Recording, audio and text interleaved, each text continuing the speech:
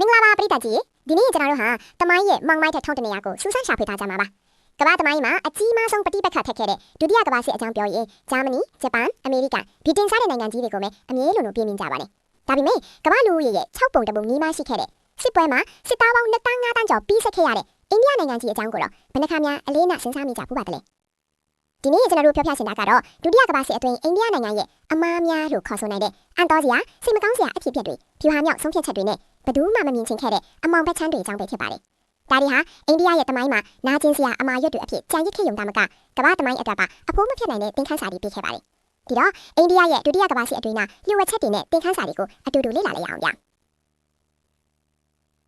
ပထမဆုံးအနေနဲ့ဒုတိယကမ္ဘာစစ်စတင်ချိန်မှာအိန္ဒိယဟာ British Empire ရဲ့အရေးကြီးဆုံးအစိတ်တစ်ခုထရူပါကပထမလို့တင်စားခံရတဲ့ကိုလိုနီနယ်မြေတစ်ခုဆိုတာကိုကျွန်တော်တို့နားလည်ထားဖို့လိုပါတယ်သူ့မှာကိုယ်ပိုင်အုပ်ချုပ်ခွင့်မရှိသေးဘူးဗြိတိန်ကအိန္ဒိယကိုစစ်ထဲဆွဲသွင်းလိုက်တာကအိန္ဒိယပြည်သူတွေရဲ့သဘောထားကိုတစ်စက်ကလေးမှမမွေးမြန်းပဲအိန္ဒိယနိုင်ငံကြီးကောင်းဆောင်တွေနဲ့တိုင်ပင်ချင်းမရှိပဲလောက်ခဲ့တာပါဒါဟာအိန္ဒိယရဲ့စံတမပါပဲစစ်ပွဲထဲကိုတွန်းပို့ခံရတာပဲဖြစ်ပါတယ်ဒီနေရာကနေစပြီးအိန္ဒိယအတွက်ပထမဆုံးအမားလို့ပြောလို့ရမယ်အရာတွေစတင်လာပါပြီပထမဆုံးအမား1943ခုနှစ်ဘင်္ဂလားဒေသအငတ်ပေးလူသားချင်းစာနာမှုကိမဲ့မှု၏အထွတ်တိမ်ဒုတိယကမ္ဘာစစ်အတွင်းအိန္ဒိယရဲ့တမိုင်းမှာအမောင်မိုင်းဆုံးအဖြစ်အပျက်တွေထဲကတစ်ခုကတော့1943ခုနှစ်ဘင်္ဂလားဒေသအငတ်ပေးပါပဲဒီအငတ်ပေးကြောင့်လူပေါင်း3 တန်းကျော်သေဆုံးခဲ့ရပါတယ်အန်တော်စရာကောင်းတာကဒါဟာယာဒီဥတုကြောင့်ဖြစ်တဲ့တဘာဝဘေးမဟုတ်ပါဘူးစစ်ပွဲရဲ့အကျိုးဆက် British အစိုးရရဲ့မူဝါဒတွေဆုံးဖြတ်ချက်မှားယွင်းမှုတွေကြောင့်ဖြစ်ရတာပါ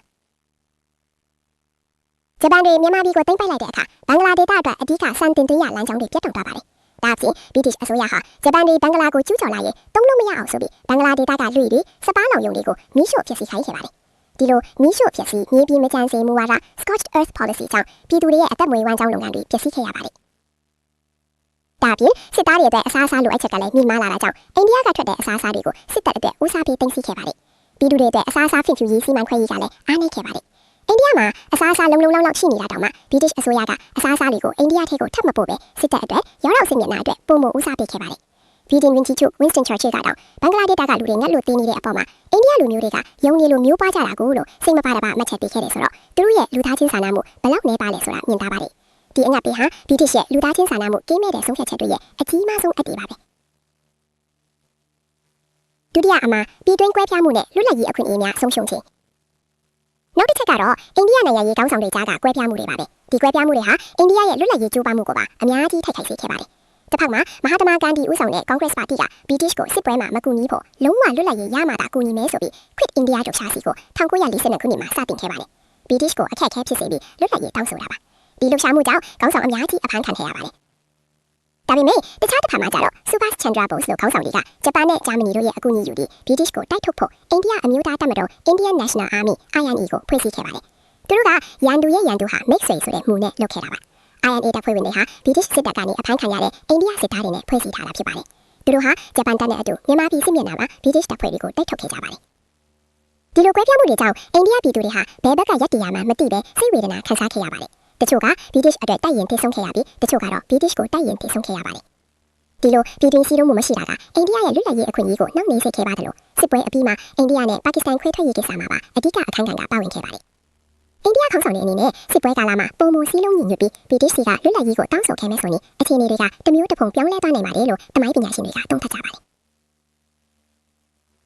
်တတိယအမှားမဟာဗျူဟာအမှားတွေနဲ့ကြီးမားသောလူအသက်ပေါင်းများစွာပေးဆက်မှုအိန္ဒိယစစ်သားတွေဟာဒုတိယကမ္ဘာစစ်အတွင်းမှာစစ်ပွဲတိုင်းလိုမှာပါဝင်ခဲ့ရပါတယ်မြန်မာပြည်မြောက်အာဖရိကအီတလီအရှေ့အလောင်းပိုင်းစာအိတ်စစ်မျက်နှာအသီးသီးမှာအသက်ပေါင်းများစွာပေးဆက်ခဲ့ကြပါတယ်စုစုပေါင်း2,500 တန်းကျော်တဲ့အိန္ဒိယစစ်သားတွေဟာ British ရဲ့အကြီးမားဆုံးစစ်အင်အားစုဖြစ်ခဲ့ပါတယ်အထူးသဖြင့်မြန်မာပြည်စစ်မျက်နှာမှာ British ရဲ့မဟာဗျူဟာအမှားတွေကြောင့်အိန္ဒိယစစ်သားတွေအများကြီးကြာဆုံးခဲ့ရပါတယ်။ဥပမာ1942ခုနှစ်မြန်မာပြည်ကနေစစ်ခွာရတဲ့စစ်စင်ရေးမှာစစ်သားတွေအစားသားတွေဟာယောဂဘေးနဲ့ငတ်မွတ်မှုတန်ကိုခံစားခဲ့ရပြီးထောင်နဲ့ချီသေဆုံးခဲ့ရပါတယ်။အိန္ဒိယစစ်သားတွေဟာအင်္ဂလိပ်စစ်သားတွေထက်အစားအစာအဝတ်အထည်ဆေးဝါးတွေမှာခွဲခြားဆက်ဆံခံခဲ့ရပါတယ်။သူတို့ကို cannon fodder အဖြစ်အသုံးပြုခဲ့တယ်လို့တောင်ဝေဖန်သူတွေကဆိုကြပါတယ်။အိန္ဒိယစစ်သားတွေရဲ့ဆွလွတ်အနစ်နာခံမှုဟာအမတန်ပေမဲ့ဒီလိုအသက်ပေါင်းများစွာပေးဆက်ခဲ့ရတာဟာ British ရဲ့စီမံခွင့်ရေးအားနည်းချက်တွေအိန္ဒိယစစ်သားတွေအပေါ်ခွဲခြားဆက်ဆံမှုတွေကြောင့်ပုံမှုဆိုးရခဲ့ရတာပါဒီလိုမဟာဗျူဟာအမားတွေနဲ့လူအသက်တွေကိုလွယ်ကူကူပိတ်ဆက်ခဲ့ရမှုဟာစစ်ပွဲရဲ့အမောင်မိုင်းဆုံးအခန်းကဏ္ဍတွေထဲကတစ်ခုပါပဲ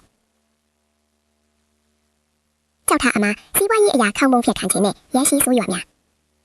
းဒုတိယကမ္ဘာစစ်ကြောင့်အိန္ဒိယရဲ့စီးပွားရေးဟာပြင်းပြင်းထန်ထန်ထိုက်ခိုက်ခဲ့ရပါတယ်ဒီတင်ကအိန္ဒိယရဲ့တရားတာတွေကိုစစ်ပွဲအတွက်အပြင်းထန်အသုံးပြုခဲ့ပါတယ် အိန္ဒိယရဲ့စစ်မှုလုပ်ငန်းတွေဟာစစ်သုံးပစ္စည်းထုတ်လုပ်ဖို့ပဲအားရုံစိုက်ခဲ့ရပြီးပြည်သူတွေရဲ့လိုအပ်ချက်တွေကိုလစ်လျရှုခဲ့ပါတယ်။စက်ရုံတွေကနေအဝတ်အထွေဆေးဝါးအစားအစာတွေကိုစစ်တပ်အတွက်ပဲဦးစားပေးထုတ်လုပ်ခဲ့ရပါတယ်။ဒီလိုနှုတ်ဆောင်မှုတွေကြောင့်အိန္ဒိယရဲ့စီးပွားရေးဟာပုံပြတ်ပန်းပြတ်ဖြစ်သွားခဲ့ရပါတယ်။ငွေကြေးဖောင်းပွားမှုတွေဖြစ်ပေါ်ခဲ့ပြီးစီးရဲမွေးတွေမှုတွေပုံမှုဆိုးရွားလာခဲ့ပါတယ်။စစ်ပွဲအပြီးမှာအိန္ဒိယဟာစီးပွားရေးအရာချစ်ချုံကြပြီးပုံမှုစီးရဲသွားခဲ့ပါတယ်။ဒီတင်ကအိန္ဒိယကိုစစ်ပွဲအသက်ပေးဆက်ရမယ့်စံရည်တွေကိုပါချခိုက်ခဲ့တဲ့အတွက်အိန္ဒိယဟာစစ်ပွဲကနေဘာအယုံအမြတ်မှမရရှိခဲ့ပဲအရွေးတွေနဲ့စီးပွားရေးပစ္စည်းမှုတွေပဲအမွေရခဲ့ပါတယ်။ဒါဟာလွတ်လပ်ရေးရပြီးနောက်အိန္ဒိယနိုင်ငံရဲ့စီးပွားရေးဖွံ့ဖြိုးတိုးတက်မှုကိုပါရရှိထိုက်ခိုက်စေခဲ့တဲ့အကြီးမားဆုံးအမှားတွေထဲကတစ်ခုပါပဲ။နေကုန်းချုပ်နဲ့တင်ခန်းစာများဒါဆိုရင်အိန္ဒိယရဲ့ဒီအမှားများဒါမှမဟုတ် British အစိုးရရဲ့အမှားများကနေကျွန်တော်တို့ဘာတင်ခန်းစာတွေရနိုင်မလဲ။အိန္ဒိယဟာသူ့ရဲ့ကိုယ်ပိုင်အုပ်ချုပ်ခွင့်မရှိသေးတဲ့အတွက်သူ့ရဲ့ကံကြမ္မာကိုသူ့ကိုယ်တိုင်အပြည့်အဝဆုံးဖြတ်ခွင့်မရခဲ့ပါဘူး။သူ့ကိုကိုလိုနီအင်အားကြီးနိုင်ငံကစစ်ပွဲထဲကိုတွန်းပို့ခဲ့တာပါ။ဒါပေမဲ့ဒီအဖြစ်အပျက်တွေကအိန္ဒိယရဲ့လွတ်လပ်ရေးကြိုးပမ်းမှုကိုပုံမအားကောင်းလာစေခဲ့ပါတယ်။စစ်ပွဲပြီးနောက်ဗြိတိန်ဟာအိန္ဒိယကိုဆက်လက်အုပ်ချုပ်ဖို့မဖြစ်နိုင်တော့ဘူးဆိုတာသိသွားခဲ့ပါတယ်။စစ်ပွဲကအိန္ဒိယပြည်သူတွေကို British အုပ်ချုပ်ရေးရဲ့ချိုးယွင်းချုပ်တွေနဲ့ရက်စက်ကြမ်းကြုတ်မှုတွေကိုမျက်ဝါးထင်တွေ့မြင်တွေ့စေခဲ့ပါတယ်။အိန္ဒိယဟာစစ်ပွဲမှာမပါဝင်သင့်ဘူးလို့ပြောဖို့ခက်ခဲ့ပါတယ်။ဒါပေမဲ့သူ့ရဲ့အခမ်းအနားကနေတင်ခန်းစာယူစရာတွေအများကြီးရှိပါတယ်။ကိုယ်ပိုင်ပြထမ်းခွင့်မရှိတဲ့နိုင်ငံတစ်ခုရဲ့အဖြစ်ဆိုပြည်တွင်းစည်းလုံးမှုမရှိတဲ့အခါကြုံတွေ့ရတဲ့အခက်အခဲတွေအာဏာရှိသူတွေရဲ့ဆုံးဖြတ်ချက်တွေကတာမန်ပြည်သူတွေရဲ့ဘဝကိုဘယ်လိုထိုက်ခိုက်စေလဲဆိုတာဒါတွေကတက်ထစ်ပြနေပါတယ်။ဒီတင်ခန်းစာတွေကိုနောက်မျိုးဆက်တွေအတွက်အမြဲတတိယနေတင်ပါတယ်။ကျွန်တော်တို့အနေနဲ့လည်းဒီလိုအမားတွေထပ်မထည့်အောင်တမိုင်းကိုလေ့လာပြီးအသိပညာတွေဖြည့်ဖြည့်ပြီးကိုယ်ပိုင်အနာဂတ်ကိုကိုယ်တိုင်ဖန်တီးနိုင်ဖို့ကြိုးစားအားထုတ်ဖို့လိုအပ်ပါတယ်။တမိုင်းဟာကျွန်တော်တို့ရဲ့ဆရာပါပဲ။ဒီနေ့ဗီဒီယိုလေးကိုကြည့်ရှုပေးတဲ့အတွက်ကျေးဇူးတင်ပါတယ်။နောက်ထပ်စိတ်ဝင်စားစရာတမိုင်းအကြောင်းအရာတွေနဲ့ပြန်လာခဲ့ပါမယ်နော်။